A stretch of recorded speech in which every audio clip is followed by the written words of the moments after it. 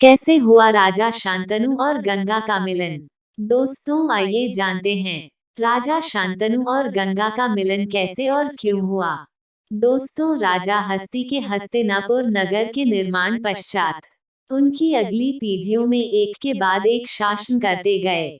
उनमें से एक राजा कुरु हुए जिसके नाम से कुरु वंश की शुरुआत हुई थी। महाभारत की शुरुआत कुरु वंश के राजा शांतनु से प्रारंभ होती है। राजा शांतनु बड़े बुद्धिमता और बहादुरी से हस्तिनापुर का शासन चलाया।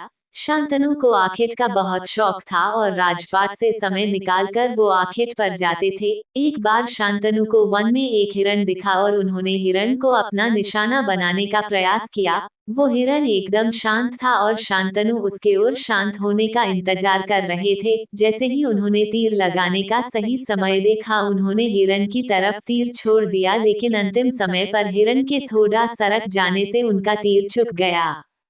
अब शांतनु वापस घोड़े पर बैठकर वापस हिरण का पीछा करने लगे और घने वन के अंदर पहुंच गए। आखेट उनका शौक होने के कारण वो सदैव आखेट के लिए अकेले आते थे, क्योंकि अगर वो अपने दरबारियों या मंत्रियों को साथ लाते तो उनकी आवाज से शिकार भाग जाता था। शांतनु सदैव शांत रहते थे, इसलिए उनका नाम शांतनु था और बहुत एकाग्रचित होकर शिकार करते थे। शांतनु उस हिरण के पीछे पीछे वन के अंत तक चले गए, लेकिन उनको हिरण नहीं मिला। वन के अंत में उनको गंगा नदी बहती हुई दिखी। अब शांतनु वहां अपने घोड़े से उतरकर गंगा नदी के नजदीक बैठ गए। उन्होंने नदी के पानी से अपना मुख धोया और फिर से हिरण का पीछा करने के लिए तैयार हुए।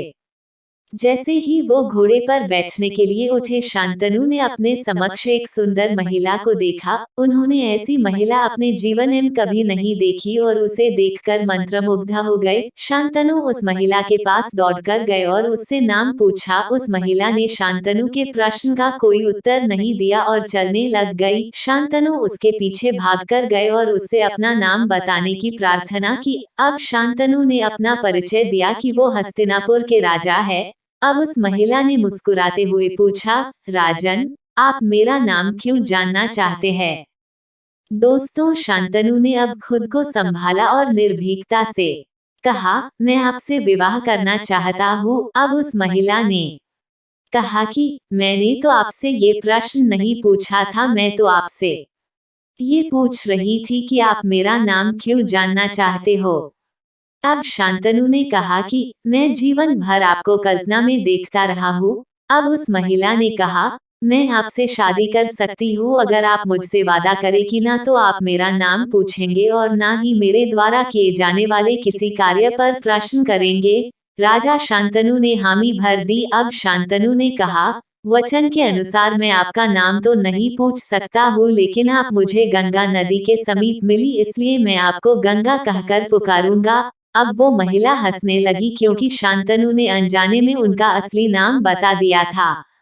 शांतनु गंगा को हस्तिनापुर ले गए और उन्हें अपनी रानी घोषित कर दिया। राजा ने अब गंगा से विवाह किया और सुखद वैवाहिक जीवन व्यतीत करने लगे। गंगा एक अच्छी रानी थी जो प्रजा के साथ साथ शांतनु का भी ध्यान रखती थी। कुछ समय बाद गंगा गर्भवती हुई तो राजा शांतनु बहुत प्रसन्न हुए।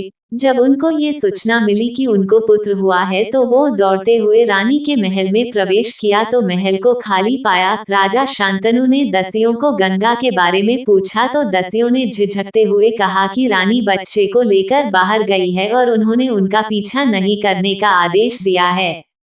दोस्तों शांतनु अब गंगा के बारे में विचार करने लगा। तभी गंगा लौटी, लेकिन उसके हाथ में कोई बच्चा नहीं था। शांतनु ने गंगा की तरफ आश्चर्य से देखते हुए कहा, गंगा, मेरा पुत्र कहाँ है? गंगा ने शांतनु को तुरंत उत्तर दिया, महाराज, आपने मुझसे कोई प्रश्न ना करने का वचन दिया था। आपने मुझसे बिना इस बारे में जाने प्रश्न पूछा, इसलिए इस बार आपको क्षमा कर देती हूँ, लेकिन कृपा करके आगे कोई प्रश्न मत पूछना। शांतनु अब मानकर उदास हो गया, लेकिन वो वचनों में बंधे होने के कारण कुछ ना बोल सका। दोस्तों इस तरह गंगा के 6 पुत्र और हुए, लेकिन शांतनु को कभी उनके बारे में पता नहीं चला। शांतनु गंगा से बहुत नाराज हो गया था। अंत में जब गंगा ने 8वें पुत्र को जन्म दिया तब शांतनु ने बिना उसको बताए गंगा का पीछा किया। उसने देखा कि गंगा नदी के समीप जा रही थी। अब शांतनु से रहा नहीं गया और दौड़ता हुआ गंगा के पास गया और चिल्लाता हुआ बोला, ये आप क्या कर रही हो और आप कौन हो? गंगा ने बच्चे को अपनी बाहों में लेकर रोते हुए शांतनु से कहा, राजन, आपने मेरा वचन तोड़ा है, इसलिए अब हम दोनों को अलग होना होगा। उसने बच्चे को शांतनु को दिया और सारे प्रश्नों का उत्तर दिया। अब शांतनु को बहुत पछतावा हुआ। दोस्तों, अब गंगा अदृश्य हो गई और उसके स्थान पर एक देवी खड़ी थी। तब उन्हें एहसास हुआ कि जिसे उन्होंने गंगा नाम दिया था वो वास्तविकता में वो नदी देवी गंगा ही है। देवी गंगा ने अब कहा, राजन, पिछले जन्म में आप राजा महाभिषेक थे और हम पहली बार इंद्रदेव के बुलावे पर स्वर्ग में मिले थे और आप मुझे सभा में घूर घूर कर देख रहे थे और इंद्रदेव आपके इस कृत्य को देखकर बहुत नाराज हुए और उन्होंने आपको श्राप दिया था कि आप मनुष्य रूप में जन्म लेकर प्यार और विरह का अनुभव करेंगे। उसके परिणाम स्वरूप ये सब घटित हुआ।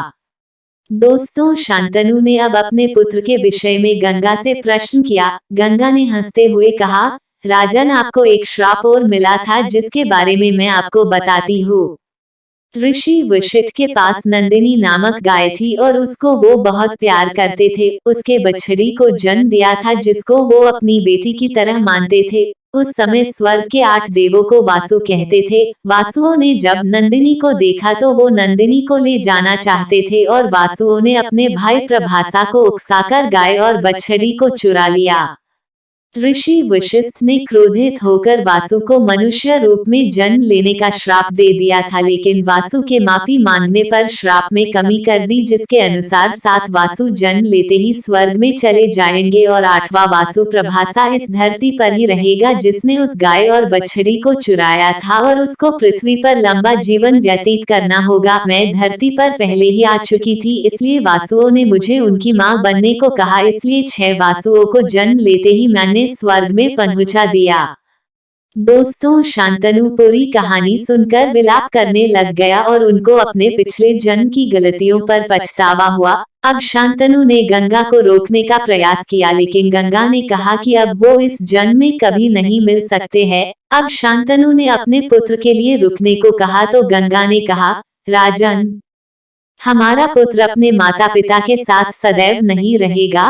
अब शांतनु और भी ज्यादा दुखी हो गया और गंगा ने कहा, राजन, हमारा पुत्र इसी समय से पूरे हस्तिनापुर का उत्तराधिकारी बनता ही और ये बहुत दीर्घायु और मुश्किल जीवन व्यतीत करेगा और यही उसका भाग्य है।